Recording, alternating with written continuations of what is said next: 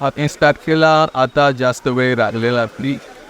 महाविकास आघाडीने प्रचाराला गती पकडली. आमचे नेते राहुल गांधीजी, मल्लिकार्जुन खरगे साहेब, प्रियंकाजी आणि राज्यातील सर्व नेते जोमाने प्रचाराचं काम सांभाळलं.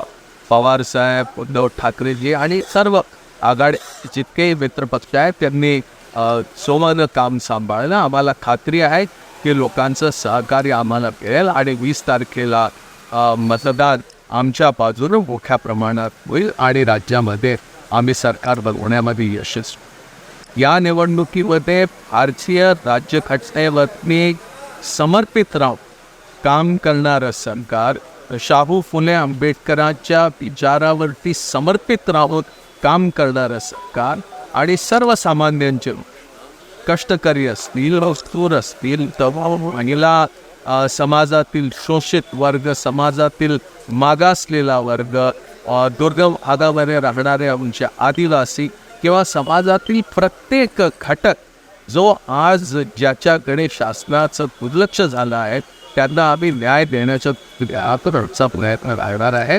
आणि आपल्याला ठाऊक आहे आम्ही काही महत्त्वाच्या गॅरंटी दिल्या. निवडून आल्याबरोबर आमचं सरकार पहिला निर्णय घेईल तो शेतकऱ्यांचं 3 लाखापर्यंतचं कर्ज माफ करण्याचा निर्णय घेणार आहे. 7,000पर्यंत सोयाबीनला भाव देण्याच्या संदर्भात काम करणार आहे.